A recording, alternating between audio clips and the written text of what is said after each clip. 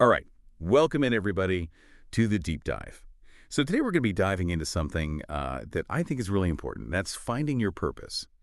Um, we've got some really great sources that we've been looking at that I think are really going to help us to cut through a lot of the noise that's out there, and hopefully give you some real concrete tools that you can use to figure out what makes you tick. Whether you know you're feeling a little lost, or you just want to add more meaning to your life, or even if you're just curious about how to really find that thing that makes you feel fulfilled. Yeah, and I think that's so important these days, especially because it's easy to get caught up in the daily grind. You're just going through the motions and you lose sight of the bigger picture. And that's what I found so interesting about the sources that we've been looking at for this deep dive is that they really emphasize this idea of self-reflection. It sounds simple, but it's actually a really powerful tool for getting in touch with what truly matters to you. Okay, so let's break this down a little bit. The first step that kept coming up in the material is reflecting on your passions. Now, this might seem really basic, but how often do we really take the time to think about what we're truly passionate about? Like what gets us excited, what makes us feel alive? I know for me, I rarely slow down long enough to even think about that. Right. And it's so important to do that because our passions are like these little clues. They point us in the direction of what really matters to us. And what I found really interesting is that the sources we looked at actually thinking back to your childhood, what were you passionate about as a kid? Because back then, before we had all these societal pressures and expectations, our passions were pure. They were untainted by, practicality or what we thought we should be doing. Yeah, and that makes total sense. As kids, we're just drawn to things that we enjoy without overthinking it. So how can we tap back into that? Well, the sources offer some great questions to help us do just that. Like, what do you find yourself doing just for the pure joy of it? Even if there's no reward or recognition involved, what are those activities that you lose yourself in where time just seems to fly by? Yeah, like those things you do even if you weren't getting paid for it. Exactly. And another question they asked is what subjects or activities just naturally grab your attention? Like what are you always curious about? What do you find yourself reading about or watching videos on? Okay, and here's a question that I really liked. If time and money were no object, what would you choose to spend your days doing? It's like a fantasy, but it can really reveal a lot about what you truly value. It is. It's like giving yourself permission to dream big? And the sources really emphasize the importance of writing all of this down. Because when you see your thoughts on paper, it's amazing what patterns start to emerge. Right, it's like you're creating this roadmap of your passions, which can be incredibly helpful in figuring out where you want to go next. Okay, so we've spent some time with our passions. What's the next step in this journey of finding our purpose? Well, the next thing the sources talk about is identifying your strengths. And this is where things get really interesting because purpose often lies at the intersection of what we love and what we're naturally good at. So it's not just about what we're passionate about, but also about recognizing our inherent talents and abilities, right? Exactly. And sometimes those things align perfectly, but sometimes, what we're good at might not be what we're most passionate about, and vice versa. And that's okay. The sources suggest that the key is to figure out where those two things overlap, because that's where we're likely to find the most fulfillment. So how do we even begin to identify our strengths? I feel like it can be tough to be objective about ourselves sometimes. Yeah, it can.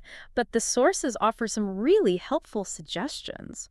One of them is to pay attention to what other people compliment you on, because often the things we're good at are so natural to us that we don't even realize they're strengths. Oh, yeah, I can see that. Like someone might say, you're such a great listener. And you're like, well, I just listen. But it's actually a skill that not everyone has. Exactly. And another thing they suggest is to think about what tasks come easily to you that other people seem to struggle with. What do you find relatively effortless? And what about those accomplishments that make you feel really proud? Because I think those can be a big indicator of our strengths, right? Absolutely. Because those are the moments where we've really tapped into our abilities and used them to achieve something meaningful. And the sources emphasize that these strengths are valuable tools that we can use to make a difference in the world. Okay, so we've talked about our passions and our strengths. But the material we looked at also really stressed the importance of understanding our core values. And it made this really strong connection between living a purposeful life and aligning our actions with these values. Right, because values are those fundamental beliefs that guide our decisions and actions. They're the things that are most important to us, even when no one's watching. So it's not just about what we say we believe in, but about how we actually live our lives, Yep, right? exactly. And the sources make the point that when there's a disconnect between our actions and our values, it can create a lot of inner conflict and unhappiness. That makes sense. If we're not living in alignment with what we truly believe in, it's going to feel off. So how do we go about identifying those core values? What questions should we be asking ourselves? The sources suggest asking things like, what are the principles that I absolutely stand for? Like what are those non-negotiables in my life? Yeah, like those things you're not willing to compromise on. Right. And another question they ask is, what causes or societal issues evoke a strong emotional response in me?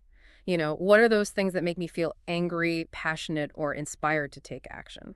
And what about legacy? Like, what kind of lasting impact do you want to have on the world? Yeah, that's a big one. And it doesn't have to be this huge monumental thing. It could be about making a difference in your family, your community, or even just in the lives of a few individuals.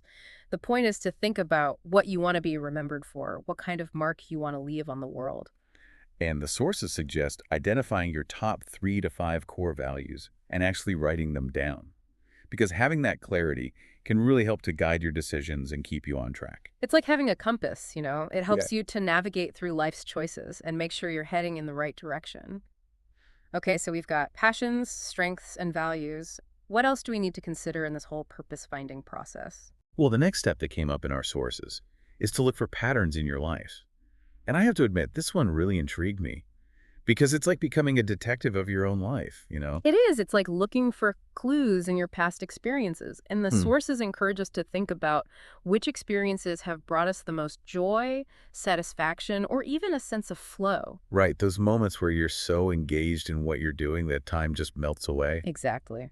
And they also suggest considering the challenges that have shaped us, because even though those might have been difficult experiences, they often teach us valuable lessons and help us to grow. And then there are those recurring themes or interests that have been present throughout our lives. Those things that just keep popping up no matter what we're doing or where we are in life. Right. And by identifying those patterns, we can start to see the bigger picture of our lives and get a clearer sense of what really matters to us. And it can also reveal a lot about our core values in action. Yeah, like maybe you realize that you've always been drawn to helping others, even in different ways throughout your life. That could be a big clue about your purpose. Okay, so we've looked at our passions, strengths, values, and patterns. What's next? Well, the next step is a big one, serving others. And the sources we explored suggest that a huge part of finding purpose is about contributing to something beyond ourselves. It's about using our strengths and passions to make a positive impact on the world around us. So it's not just about what we get out of life, but also about what we give back, right? Exactly. And when we focus on serving others, it often creates this deep sense of meaning and fulfillment that we might not find otherwise. It's like we're tapping into something bigger than ourselves. And the sources really encourage us to think about how we can use our unique abilities to benefit others. Like, what are our talents and skills, and how can we apply them in a way that helps other people? Right. And they ask questions like, what are the issues or problems that I feel passionate about solving? And who are the people that I want to help or support? And they also emphasize that serving others doesn't have to be this huge, dramatic thing. It can be as simple as volunteering our time, donating to a cause we care about, or even just lending a helping hand to someone in need. Absolutely. Even small acts of kindness can make a big difference in someone's life. And when we do those things with the intention of serving others, it can be incredibly fulfilling for us as well. Okay, so we've talked about a lot of different elements that contribute to finding our purpose. Passions, strengths, values, patterns, and serving others. What's the final piece of the puzzle? Well, according to the sources, the last step is taking action and experimenting. Because finding our purpose isn't just about thinking and reflecting, it's also about getting out there and trying new things. Right, it's about putting all of this knowledge into practice. And the sources suggest that we experiment with different activities, roles, and even careers. Yeah, it's like we have to try things on for size to see what fits. Yeah. Exactly. And they give some great examples, like volunteering for an organization that aligns with our values, starting a side hustle related to our interests, taking a class to learn a new skill, or even just shadowing someone in a field that we're curious about. And the beauty of experimentation is that it provides us with valuable feedback. We might try something and realize it's not the right fit, and that's okay. That's still information that helps us to refine our understanding of what we truly want. It's all part of the learning process. And the key is to approach it with a sense of curiosity and openness, to be willing to try new things and see where they lead. And the sources also emphasize the importance of trusting the process. Because finding our purpose isn't always a linear path, you know.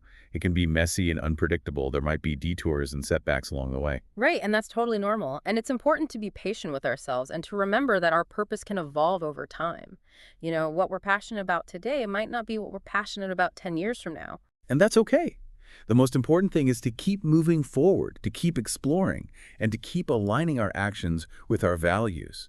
So to wrap things up, this deep dive into understanding our purpose has been a pretty incredible journey, hasn't it? We've explored so many different concepts and ideas. It has. And I think the sources we looked at have provided such a valuable framework for understanding this complex topic. They've given us concrete tools and strategies that we can use to figure out what truly matters to us and how we can live a more purposeful life. Absolutely. And I hope that everyone listening has gained some valuable insights from this deep dive as well.